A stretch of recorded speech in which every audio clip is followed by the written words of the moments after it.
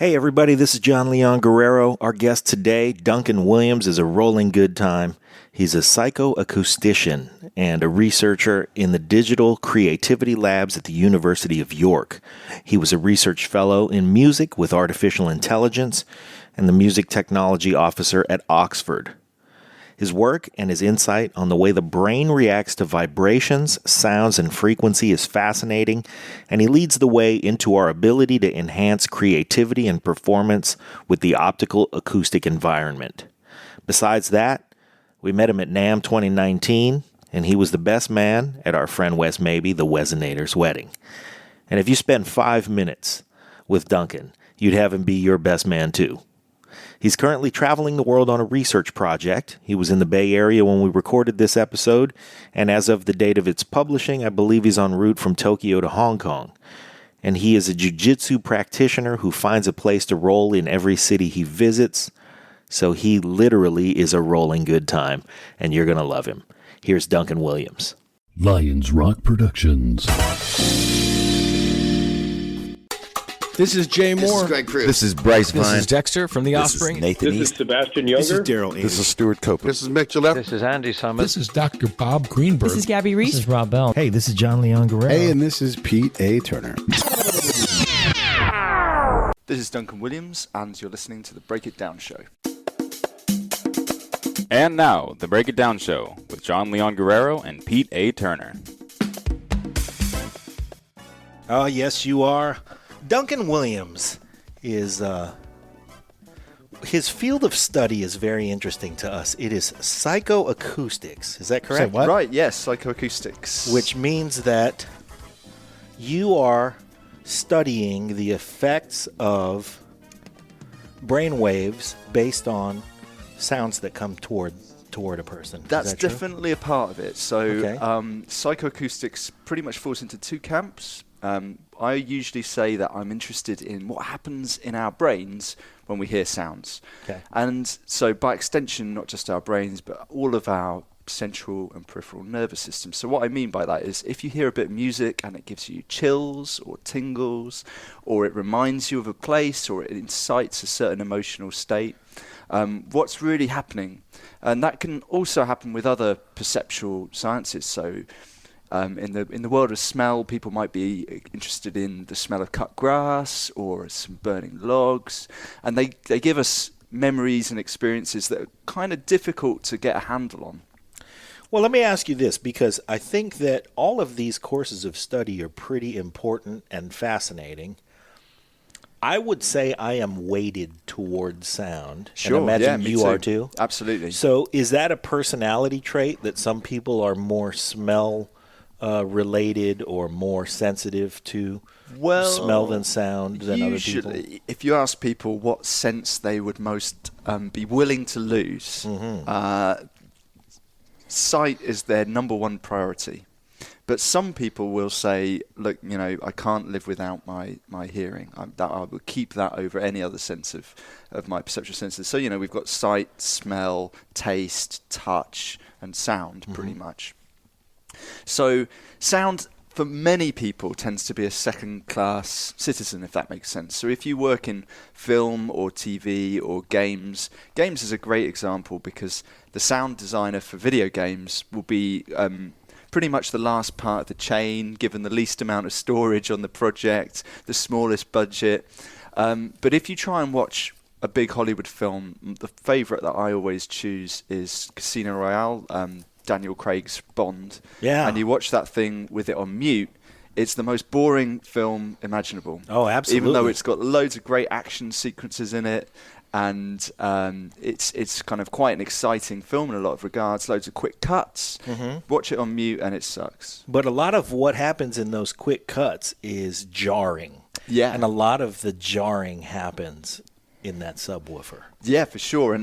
So there's ways that once we understand how sound influences our perception of things, ways that we can manipulate those. So bass is a great example, or huge dynamic range, which is easy to get in the cinema, not so easy to get if you're compressing your audio and sending it over a streaming platform. So there are compromises, and it depends where you want to draw compromises. So there are practical applications to psychoacoustics. A famous one is MP3 compression. So right. So if I'm hearing this correctly, or maybe I'm hearing this with a bias, but what I'm hearing is that the quality of the sound you hear also affects your emotions, just like anything else. I mean, if you're looking at a beautiful painting, it's going to light you up a whole lot more if you're looking at it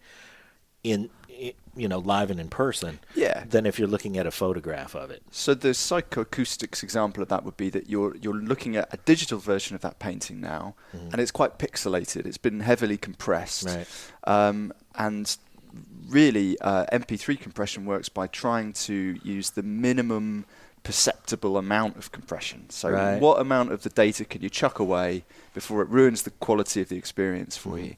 And if you hear badly compressed MP3s from the late 90s and whatever, then they do suck pretty much. They do kind of ruin it. And there's a big, portion of just waving your good wife there, I think. Yeah.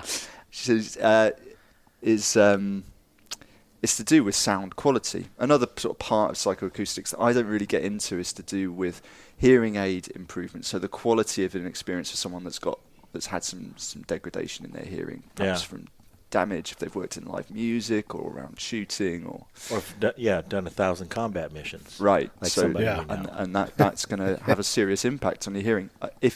You might get away with that if you're lucky, but those are big problems. And one of the things this is really important, but Pete didn't hear a word you just said.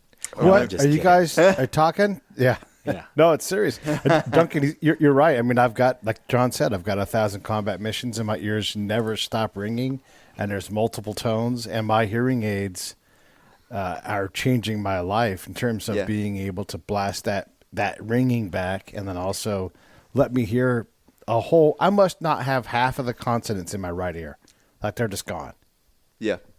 And so, I mean, that's a terrible thing, really, especially if even if you're not really into music and sound. One of the things that we use sound for as humans is humans aren't very adaptable to solo existence. So we rely on each other to share labor, and we do that by communicating, and we do that by speaking and other forms of communication, non-verbal communication. I think the actual content of the words is probably only like 10%. But the way that you say it and deliver it is really important. And if you start to lose that, I think with sound, what people don't realize is that when it's gone, they notice that it's gone. But until it's gone, they kind of take it for granted. Right. And that's not in a conscious way. Yeah. It's we don't notice that it's not gone. Yeah, I mean, there are neural pathways that are very correlated with, particularly, for example, speech perception and decoding. There's a really good bit of research that's just come out where people have taken some fMRI scans, which are essentially to do with how much blood is flowing around regions of the brain. Okay. And they're able to tell which letter or number between a choice of about 60 or 70 characters people are thinking of, and then send that to a vocoder, to a speech synthesizer. So if you imagine a patient that has some damage in their vocal cords, for example, they might be able to use that to have a voice by thinking of the words in the future. Wow. Which is really cool. That is really cool. That's spectacular. Yeah. When you mentioned that people who get to choose, if you have to lose a sense, and you're able to choose which one. Pete, which one would you choose? Boy, it's a hard question. Maybe smell is the one I think that I use the least, maybe. So the problem with smell is that because we've only got kind of... I'm not a food scientist, but psychoacoustics borrowed a lot from food science in the 70s when people were putting money into figuring out which kind of chocolate and wine people would buy the most of.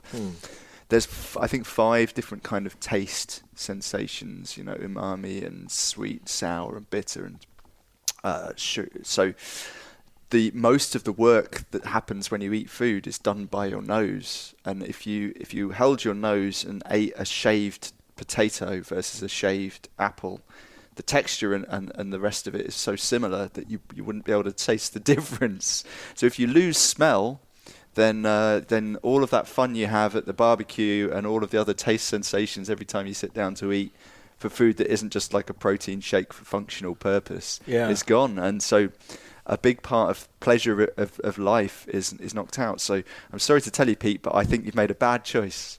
Hey, Pete, what I heard was you and I wouldn't be so fucking fat. That's what I was thinking. All right, so smell it is. Anyway, back to your course of study. Okay. In the fascinating world of psychoacoustics, you came there, though, because you have a background in sound engineering. Right, yeah. So when I was a teenager, I was sort of first introduced to reel-to-reel tape recording, which I guess you guys will be familiar with, but perhaps some of your listeners might not be. So we're talking about 2-inch analog tape, cutting it with a razor blade, sticking it together, old school recording. And there was a recording studio very near to my house that happened to be a successful one. I was a teenage metalhead, and there was a band there playing, a British band called Napalm Death. Oh, yeah. And these guys were famous for holding the Guinness World Record for the shortest song. So it's about 2 seconds of... Anyway, so teenage Duncan was really interested in this, and went over there and basically became the T-boy, which they glamorously call the assistant engineer in sound. That is a glamorous name for T-boy. So, but really it means making a lot of tea, cleaning the swimming pool, mowing the lawn, these kinds of menial jobs. And then the payoff is that you're around musicians and you start to learn how sound engineering works from an old school point of view. Of hey, you know what you call a guy who hangs around with musicians? Groupie. The drummer. Anyway. And so I became really sort of fascinated with what happens to the sound when it comes back off the tape. Yeah. And how it's so different to the way that the sound was in the room. And if you move a mic like half an inch one way or half an inch another, or change the mic out, how it can really change everything. The subtleties of the recording process. Yeah, and that intrigued me. This is one of the things that escape the teenage metalhead until you get exposed to that and you go, wow, there's a whole lot of technique happening. Man, some of those metal projects, the detail in the engineering is insane. I mean, they're pushing a lot of limits. Yeah, everything's up to 11. And when you have everything up to 11, this is for our listeners, if you have everything up to 11, you have to find your subtleties elsewhere. Right. And so that calls upon the band, for one, and really a lot the engineer to really find those places. Because when everything's up to 11, your ears get fatigued. Yeah. And the last thing you need to do to your listener is do something to them that gets them uninvolved. And there was a big thing around that time of the loudness war happening as well. So when every record was getting louder and louder and louder. Yeah. I don't know which record kicked that off. I think it might be the Metallica Black Album in 91. But well, that was one of them. But in hip-hop, there was a lot going on, too. Yeah. There was a loudness war in hip-hop at the same time. Yeah. They were correlated. And in the two worlds, they were slightly different because you did want that hard, heavy chunk, in metal. In hip-hop, you wanted to really get the most out of your 808. Yeah. You wanted that low rumble, the boom, and you wanted to shake the trunk.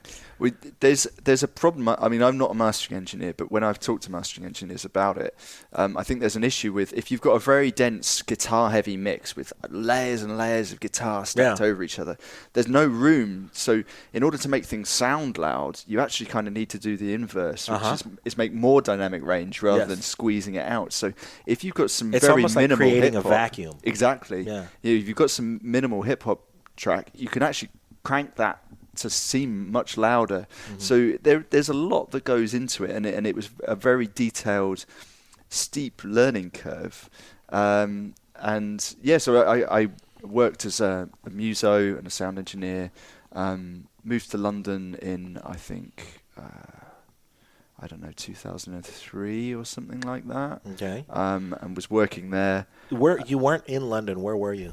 So the studio was called Jacobs, which is in Farnham, Surrey. They closed the year after I left. Oh, see? So, and that was all. You were the magic. No, I mean, I did. It was following the standard sort of career path at that point. a lot of... I'd heard of, I'm not pulling your chain, I'd heard of Farnham Studios. Yeah, it was a big place. I mean, it had a Neve VR, an SSLG, a swimming pool, a mansion house. It was one of those places where they'd send... Slow down for the listener. So there was a Neve console in there. A Neve and an SSL. And an SSL. Which is pretty rare. Each one of those would be the centerpiece of any studio. Yeah. So typically a good-sized studio campus will have 2, maybe 3 studios. Yeah. You get Studio A, which is where you put your big acts, and then your acts that are in development will be in Studio B and C. And when you've got an act in Studio A, you put them in there with the SSL or the Neve. Yeah.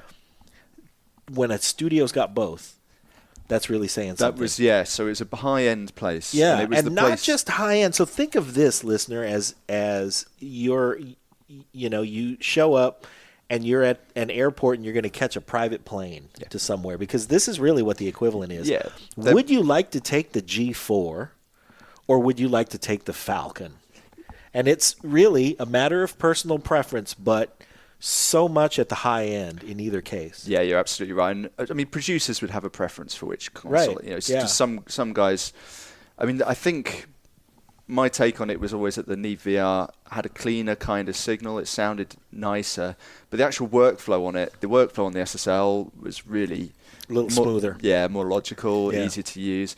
But the point about the whole place was that you had both. Pretty rare for a studio in the UK to have both in one place. And a swimming pool. And in the countryside. Yeah. So if you had a young band that you didn't want to put in London, Townhouse or, I don't know, Strong Room or some other big...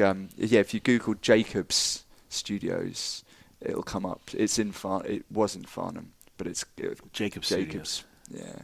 When you're on your journey and you're trying to get all this figured out, at some point you realize you've got an academic path, and that's significant. And then you're not like, I'm going to be a real doctor. You're going to be a doctor of this sort of, I won't call it obscure, but this is not a mainstream. Oh yeah, you can totally make money doing this kind of discipline.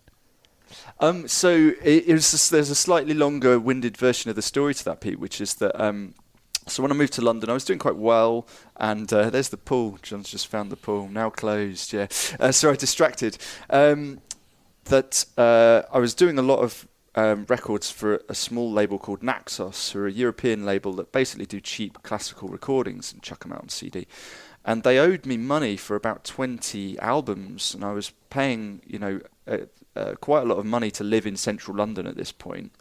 And it was starting to get difficult to afford to live, so I wanted to get married and not be home late, and it was ending up selling off this expensive equipment, expensive microphones and valve compressors and things that I'd acquired over the years, like all sound engineers do, because when you find a toy that you think this is part of my sound, I really need this toy, you kind of keep it and you travel around with it. So I was selling all this stuff off. And at that point, I really kind of thought, am I allowed to swear on the show? Fire away, sir. I really thought, fuck, this is ridiculous. I can't pay my rent because of this stuff. I'm going to go back to school. And went back and did a PhD in sound recording, essentially, because it was the only thing I could do. So I had no other skills other than knowing how to press record and knowing how to tweak an EQ and knowing how to talk to musicians, I guess, was another big thing. So being socialized in that kind of way is one of the biggest things of that kind of work. And it took me a long time to get up to speed with the physics and the process of writing. And I wouldn't say I'm a good academic now, but I definitely wasn't a good academic then. It took 6 years for me to get through the process. And then my first job after that basically was 3 years at Oxford University at the music department. So I kind of fell on my feet, I guess. And it was more luck than skill. And weirdly, my friend there had been at Jacobs Studios himself as an artist at the same sort of time. He'd been signed to Atlantic Records, and 3 times actually. So, and we're still friends now. We write music and stuff together. So that was the journey really to being an academic. So I'm not really a good academic. I'm more of a kind of chancer that fell into it by accident. He found a great niche for himself. Exactly. I want to first point out what just happened. This is Pete going, okay, you motherfuckers, bring it in. Let's reel it in a little bit. Yep. You're kind of geeking out on us. Absolutely, we try to do that for each other. But the other thing is that your course of study and your ability to find it when you stumbled into it the way that you did is great, and it's fascinating. We want our listeners to take example. Okay. Because you don't necessarily have to be the egghead, because you are clearly not the egghead. Well, that's kind of you. Yeah, and you don't have to be the egghead to turn out to be an expert in a field of study. That's true. So what I did when I started looking around for a place was I looked for what, in my opinion, and in the music industry, in the UK's opinion at the time, were the best places to go. So the place I went has a famous course called the Tonmeister course in sound engineering. And they actually had an SSL in their university. Mm-hmm. So they had serious equipment, and I understood the equipment, and I had to work quite hard to get them to open the door. Yeah. When I first started kind of cold calling them and saying, look, I've been working in industry, this is what I want to do, they pretty much didn't want to see me. And I had to repeatedly kick the door in until I finally got an interview, finally got accepted, then had to find the money to do it. Wow. Got some sponsorship for the first couple of years. And so what I'd say to people is that it's about persistence and stamina rather than intelligence or academic achievement in any regards. This is a theme in the Break It Down show. We have heard more often, overwhelmingly more often, in every you've witnessed the variety of guests that we have on. Yeah. From all walks of life.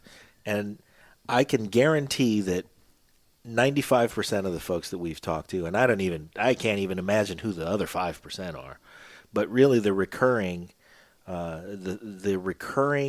catalyst for achievement is stamina and persistence. I would stand by that, and I think that's borne out. I mean, there are some people that are just really great natural talents, have amazing gifts. Yeah. That's for sure. But I'm not one of them, and I think most of the people that I know that I look up to that I think have done well in both academically or in sound more broadly have just put themselves through the mill. They've done the getting home at 4 o'clock in the morning and then getting back up at 7 in the morning and going out and doing the whole thing over and over again.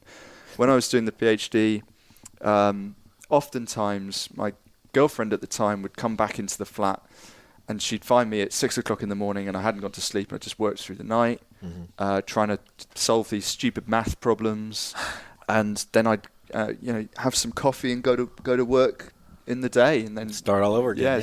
So I did a bunch of days that were like 40-hour days over that time. I want to jump in and ask you, when it comes to, because the other portion of the the other portion of our guests, I would say, is if it wasn't through that persistence and everything else, they were compelled. I have to do this. So really the work is almost secondary for them because there's no other choice. It's what they are. That's it's breathing in and out. Yeah. Yeah. That's just what they do. So the work is just like that. This is how you do this. I think that's really cool. I don't personally feel like that. You've got to force it a little harder than that. Yeah, I don't feel that.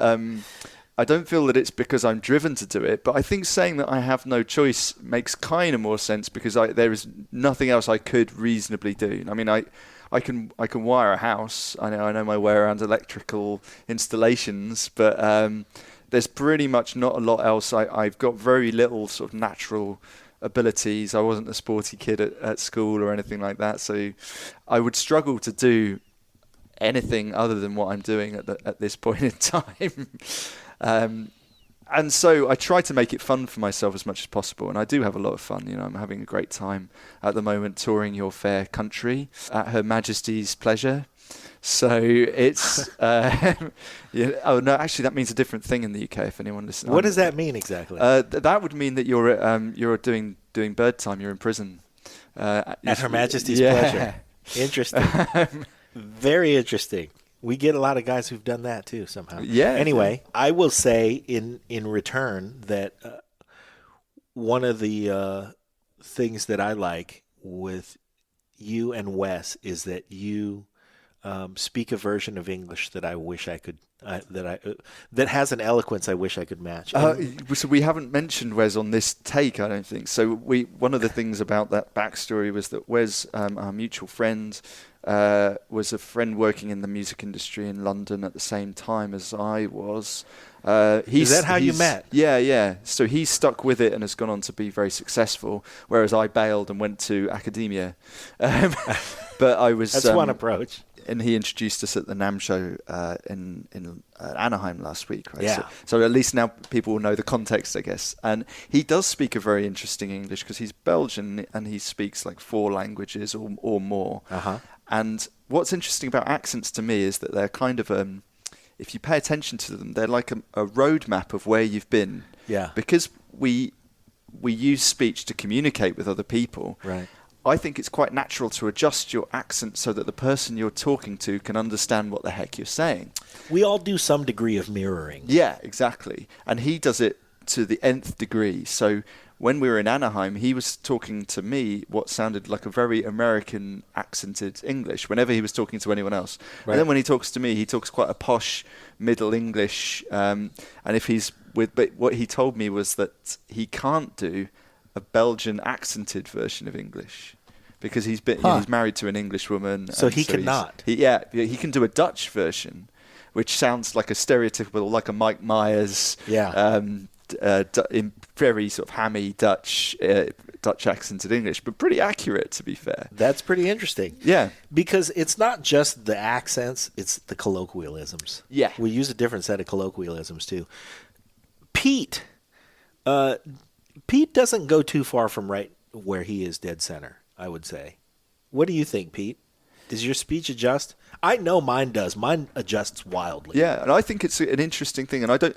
In the UK, people are often very proud of their regional dialects. Sure. And I think that's cool. You know, there's heritage in there and everything else. But yeah. I also wish people would see it for what it is, which is a way of reaching out to the other person and creating an interaction for your mutual survival. Yeah. Before the mammoth comes around the corner and stomps you both. Yes, that's absolutely true. For the mutual survival before the mammoth comes around the corner, or, some other more modern equivalent to, I got to get this guy to realize that we're on the same page. Yeah, absolutely. And more often than not, we are all on the same page because everyone has the same kind of basic driving things. I don't see Pete do that too often, though. Pete has a lane that he's right down the middle of. Would you say that, Pete, or do you make adjustments? I stay in the middle for the most part, but I do when I do use some kind of an accent, it's to accent the actual thing I'm saying. So maybe I say waffle like right down the middle of the nation. But if I want to say something, I might say y'all because I think y'all is a useful word instead of saying folks or whatever. And then I collect certain things, especially like from English. I saw The Favorite the other day, and I just love saying great movie. Quite. Really enjoyed it. Quite. I think that's just such a great way to say something. Yeah, and it has a whole duality of meaning. It does. There's a little condescending tone. There's a little. You can color it differently. Indeed, yeah. It could be. Totally agree with you. Quite, or it could be quite. Yes. It's a great word. You can exude a little bit of, and these are all auditory cues that we pick up. Yeah. I mean, I have one more I want to add in. I want to add in one more too, because in America you can't say this, but you can say it in England. So if I say the word cunt or coont, and I think we talked about this at NAMM. If I use the Scottish or the Irish thing, I can say the word cunt openly, and no one gets offended just because of the accent that I bring into it. So I think that's how I use language to communicate. Yeah, well, I mean, I've noticed in America that on the States that I can get away with saying some pretty outrageous things. Right. But because I do it in this sort of stiff Brit way, they don't quite necessarily know whether I'm joking or whether it's just okay culturally where I'm from, which it wouldn't be. Although there's a place in the North York moors, not far from where I live, where it's absolutely fine just generally to say cunt because it's to do with a young baby cow process in the farming community. And cunt's still slightly offensive to most British people. I think most people would agree it's the worst word we've got, although there are words that I wouldn't say whereas I quite happily call someone a cunt. Yeah. And Australians will say, "Oh, he's a good cunt," as though that's a nice, flattering thing. I just want to point out that you can, in the Motion Picture Association of America guidelines, say the word fuck one time in a movie and still get a PG-13 rating. But the kids We have got to so learn. far said the word fuck one time prior to this statement. And But we've said the word cunt about 31 times. So I think we're done. We'll have to NSFW the podcast. Yeah. Well, yeah, get in line. I was born on Guam. This episode of the Break It Down Show is brought to you by Lions Rock Productions. That's us. We publish, evaluate, and develop podcasts just like this one, consult others to build their own, and create associated content and content marketing strategies. So if you're launching or expanding your social media presence, your business or your personal brand, or if you just want to take your media presence to the next level, Reach out to us on Twitter at Pete A. Turner, or at JohnLG69. at the Break It Down Show. There's 1,000 ways to get a hold of us. Now enjoy the show. I was born on Guam, and we have a very unique accent as well. Yeah. But I left there when I was 5. Okay. And I moved to Vallejo, California, which is a town that breeds rappers and football players. Beautiful town up here in the hills. It's And amazing. I grew up in a black neighborhood. Yep. So the swings in my tone are unconscious, but I do hear them, and I know that they're wild swings. They go pretty far in directions, like Wes. Yeah. Subtleties also, and this is one of the things where when you talk to Wes, if he's doing a British versus Belgian versus tone, there's also within the Belgian tone, there's from this part of Belgium or that part of Belgium, and there are those things all over the place. When we hear those auditory cues, is it like smelling, like the pillow at grandma's house? I think Or- what you notice is that if somebody recognizes an accent, there's this little moment where, and especially if it's an accent from their hometown, for example, Yes. there's this little moment where their ears will prick up, a light will kind of come on behind their eyes, and they'll turn around. I mean, in the States, it happens to me quite a lot that I'll get asked this quite a funny sort of question. So you'll be talking in the queue at the shops, and someone will say, Are you British? And I always say the same thing, which is, how can you tell? And so if I talk with my absolutely natural accent, people tend to think I'm Australian. And that happens a lot with people from London. Because the Cockney London accent is a lot of Australian English comes from people that were basically deported for pretty minor things and sent to Australia as a punishment, which, if you ask me, sounds like the wrong kind of punishment. Yeah. To go from a rainy shithole. Hey, we're going to send you to where there are miles of beach. Yeah. And No, not the beach. No, not the beach. Don't throw me in the briar patch. Yeah. And so, I think that maybe not necessarily memories, but certainly a familiarity and some sort of shared communion seems to happen when people recognize an accent. Okay. And my dad spent some time in Canada, and whenever he hears Canadian accents, he always tries to guess which one of the two. So there's like 2 major Canadian accents. Okay. And separated east and west. pretty much, Toronto. And so whenever he gets it right, the Which Canadian that doesn't he's mention interrogating, the French Canadians. Yeah, of course. Which is more, if I have if I'm prejudiced, I hate French Canadians. I was going to go to Montreal very fucking soon. annoying. Anyway. In about a week's time, was part of my plan to go over Sorry, to French McGill. Canadians, tweet me and beat me up or whatever. but I didn't say anything bad about you he French did Canadians. not. I am so annoyed. Anyway, And I've noticed that the poor people that he's playing this guessing game with always enjoy it if he gets it right. Oh. And look pretty pissed off if he gets it wrong. oh, So it's a dangerous game to play that. If you're not going to get it right, you could upset people. yeah. Well, Pete spent a lot of time out in the sandbox, as we like to say, in the Middle East, in the desert, and there are a lot of there are tests that happen throughout one's day Yeah. where they'll listen to how you say a particular word to get a cue for where is it you're from and what What are you doing here? yeah, what are you doing here? So how did that work, Pete? Did they coach you in terms of voice, dialect, and accents? No, and stuff that's all self-taught, and Okay.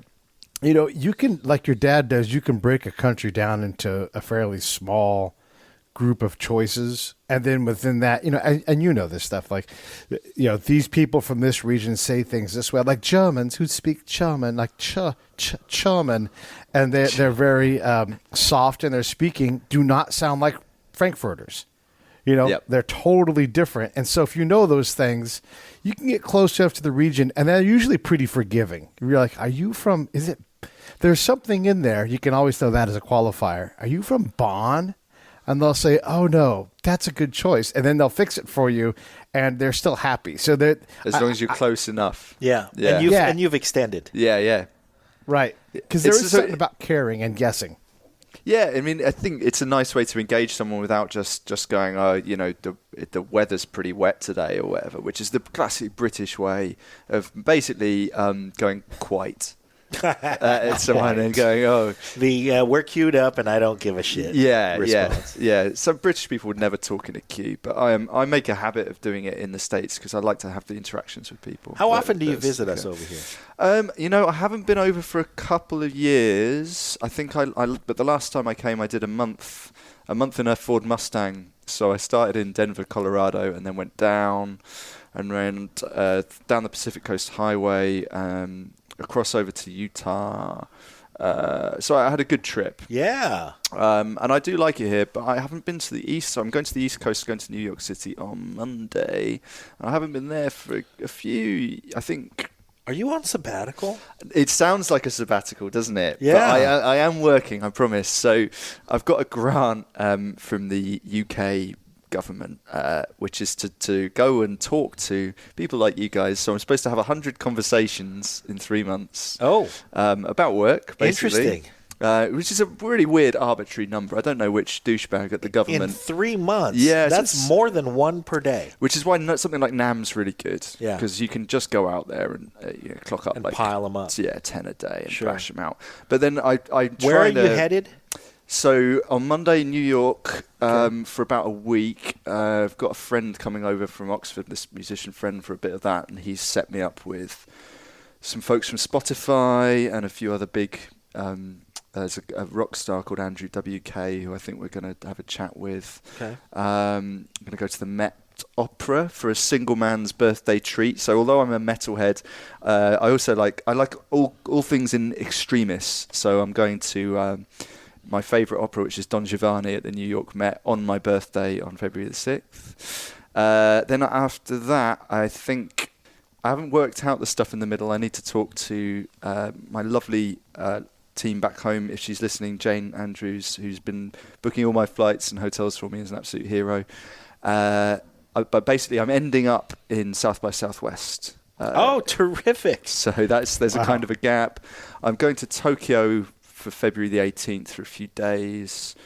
Probably Sydney, Singapore, Hong Kong, and then back over. But I really want to go to New Orleans. I've never been to New Orleans. Oh, you should. And so Yeah, you that's kind of absolutely really should. haunting me, and I'm desperately trying to. Sorry, Montreal, but you may lose out to New Orleans. Fuck at the Montreal. moment. Yeah. If you are able to make it down there. Well, I mean, I can go more or less where I want. Wherever you want, yeah. So it's a weird. Well, grant. I'm saying if it works out that you make your way down there, and New Orleans is my favorite city. Oh, cool. Yeah, it's seriously, Montreal is, in all seriousness, Montreal It is the nice. most American city. Yeah. and the most steeped in rich variety. Cool. City.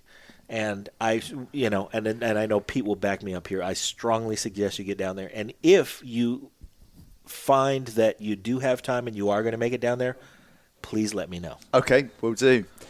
So New Orleans, and then I've got some friends in Nashville. Another great place to talk with folks. Cool. Yeah. Yeah. So you can start to see the dots getting joined. Okay. I have a friend in Nashville. All right. And just if you're going to make it there, Cool.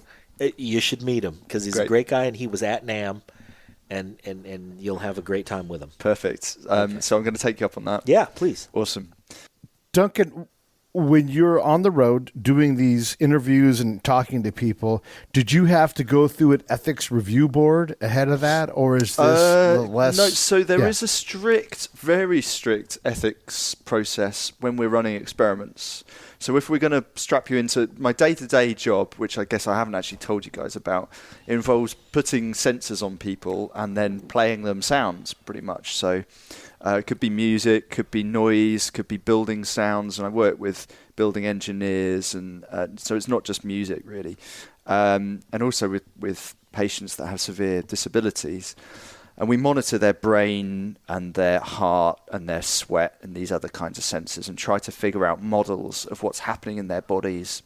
That does sound very dastardly. It is very dastardly, but we're not implanting thoughts, we're reading them out. So if you imagine you've got a patient that has no physical mobility, we try to use this technology so that they could, for example, enter notes into a sequencer and make music, or perhaps just choose music that suited their mood from their iTunes playlist, for example. That makes it sound a lot less dastardly. Yeah, so we have been approached twice by dastardly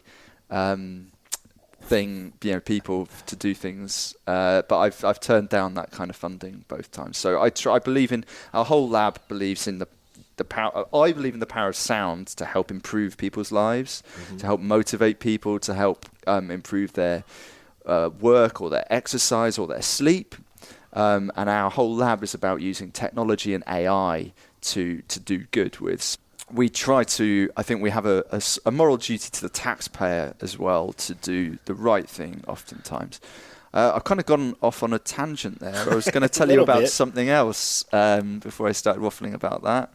Can you remind me, or have I completely lost the thread? Let's stay on this for a moment because a very, very, very dear friend of the show actually announced it on the show, is our friend Phil, and he's got ALS, and so technology is going to become a very big part of his life as he loses the ability to control his muscles. I'm afraid so. So we've done a lot of work with ALS. In 2015, I was part of a concert with 4 patients with extremely advanced ALS. So they were using this brain cap technology to pick notes from a sequencer and pass that to a string quartet in front of them. And they basically played a gig at the Royal Hospital for Neurodisability in London. That was the brainchild of my mentor, a composer, Eduardo Miranda, who wrote sequences of music for them. And I then built an algorithmic composition engine that used that same technology so that you could use the brain cap and create constantly evolving music. So these patients are able to interact with each other as though they're playing a gig, and it was kind of a real moment where, watching it happen, we were all like bawling our eyes out at the end of it. I was a second supervisor for a PhD student a few years ago who came over to UCLA Medical School, which is the David Geffen School of Medical Science here, and we did a project which looked at how protein fibrillation processes happen in ALS. I guess for your listeners, ALS is amyotrophic lateral sclerosis, which is one of the 6 or 7 motor neurone diseases. People often associate it with Stephen Hawking, but a permanent disorder of consciousness, so you can't move. Stephen Hawking and Lou Gehrig. Yeah, of course, in America, Lou Gehrig's disease, it's called. Yeah, you're quite right. So the point about this technology is that you don't have to be able to move your body, your fingers, move a mouse. You can have active or passive brain-powered control for music or for sound selection, which is really cool. It's just really figuring out a different way to create commands. Exactly. So using brain data as a control signal. Yeah. So my current project, I'm working... Did Duncan say I was quite right? Did you hear how he said quite? I did, quite right. Yeah. That's quite. So current project, I'm working with patients both in the NHS, which is our sort of free health service provider, and private hospitals in the UK. We've got patients, again with ALS, that we're looking to build what we're calling a cognitive attention tracker. So for music therapy, so the idea being that the therapist would know when the patient is basically optimally ready to start the session. And then over time, you can track that, and their carer can figure out, well, look, this therapy was working well. They were more kind of engaged with the process. Or actually, at this time, there was a real slump. This isn't working. Let's try and change things. Yeah. So this work is really one of the things that I'm most passionate about. I think it's really important. Unfortunately, it's very difficult to get funding for because there aren't a lot of people with ALS. And so one of the things that I try to do is to explain to people that you could use this technology for a wider audience. Yeah. So, for example, if you imagine coming home and your Google Glass has one electrode on the back and it says, hey, Pete, John, you've had a rough day, the traffic's been shit, you were going to play some Johnny Cash. If you do play that, maybe we suggest you play this tune because we know that in the past that's elevated your alpha waves, it's made you more relaxed. Yeah, let's put that on for dinner time instead of putting this other tune that you were going to choose otherwise. Or rather than having to kind of I don't know if this expression will make sense in the States. Rather than having to dick around with an interface on your computer and choose the music, it just figures it out for you. And using AI adapts over time. Yeah. So this is an application that a huge audience might want to use. Well, and the other thing about having ALS patients in the study is that it gives you an extreme where you have a learning environment that's a lot different. It's no different than really saying very few people have been to the moon. Yeah. But because we strived and we went to the moon, we all have microwave ovens. Yeah, and a GPS. Yeah, and GPS. So it's who knows what comes of it. It's one thing when you struggle to get funding for a project because few people have ALS. The benefits that come from a study in applying a discipline to an extreme example like that. You're exactly right. And with all music-related things, we never really know what is going to happen when we bring a new bit of technology to the world. Sampling gave us hip-hop. Yep. More or less. Yeah. I know you could do it with decks before, but really the sampler is the thing that did that. MIDI gave us all of that 80s synth pop and changed the face of... Auto-Tune changed pop music again. Yep. Pro Tools changed pop music again. And so we don't really know. And I think I remember now what Pete was asking about was about ethics in terms of this stuff. And the reason that the ALS patients have triggered my thinking about that is because one of the things you have to do when you work with ALS victims, really they are sufferers, is you have to be very, very careful about everything that you do because there's a medical expression which is prima non nocere. Firstly, don't make it worse. And with somebody that can't speak or it takes a long time to get a reaction from, you need to be really careful that you're not fucking their life up. Wow. And so there's huge ethical procedures in place for all of that stuff. And sensitivities. And data protection. And so, but for walking around and talking to people about research, there's no ethical concerns at all. I haven't had to do any forms. I'm just sort of bouncing around, getting into trouble, basically, which has been great fun. Yeah. Well, we're glad to be part of that trouble. I'm going to button up because I got to get you on a boat. Yeah, man, I'm sorry about this bit of a rush. I've loved talking to you guys. This has been an amazing conversation, though, and one that I hope goes on for a long, long time over many, many occasions. We didn't even get to talk about the dominatrix. Yes. But we can do that next time. We have failed. But we have a reason for part 2. But I'll give you listeners a tease. I did get the interview with the dominatrix. Oh, so one I even of the got people, her card. Oh, there's a card. Oh. It's got a blade on it. I think it's a penis. It's a penis. Look, I want to show. It's got a penis hole. Yes, that's right. So we call that a glory hole in Europe. That is terrific. Dominatrix Carmen. Okay. So shout out to her. Shout out to Dominatrix Carmen. This has been our conversation with Duncan Williams, hopefully the first of very many. Duncan, your work is fascinating, and you're a great and fascinating dude. Thank you very much for having me, guys. I really appreciate it. And thank you for this lovely beer. That's helped wash away the taste of the morning big time. So much appreciated. Duncan Williams, everybody.